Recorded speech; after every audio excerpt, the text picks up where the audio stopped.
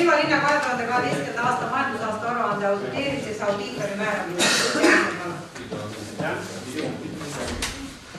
Lugupeetud volikogu, siis teatavasti eelmise aasta sügisel korraldasime hanke audiitori leidmiseks järgmiseks 3 aastaks.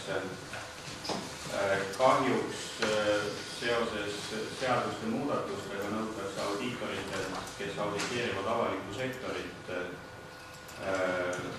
konkreetselt eksami läbimist ja sellele vastavat tunnistust ja kuna selle firma audiitorid, kes hanke võitis, olid küll väidetavalt selle eksami läbinud, aga riigi bürokraatiamasina tõttu ei suudetud eelmise aasta jooksul väljastada neid tunnistusi, siis me ei saanud hanket heaks kiita ja me tegime kokkuleppe selle audiitorbürooga, kes meid on viimased 3 aastat auditeerinud, et nad auditeerivad meid veel sellel aastal ja sama hinnaga, mis oli eelmine aasta. Ja siis sügisel saame korraldada uue hanke, et loodetavasti selleks ajaks on kõigil audiitorite tunnistused käes. Paluks siis audiitorbüroo ees heaks kiita linna auditeerimisel. Ehk siis see summa on? Summa on 3192 eurot.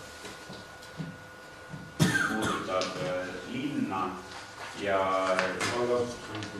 tähendab, ta auditeerib ka, ei see ole konsolideeritud, tähendab see konsolideerimisgruppi kuuluvad ka Elva varahaldus ja Elva soojus, aga nemad sõlmivad eraldilepingu küll sama audiitoriga ja neid summasid selles hinnas ei kajastu. Seal on puudutab linnavalitsus.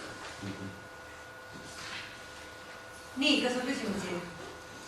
Ei ole, panen siis Elva linna 2012 majandusaasta aruande auditeerimise audiitori määramine Elva linnavolikogu otsuse eelnõuna hääletusele, kes on selle poolt, palun käega märku anda.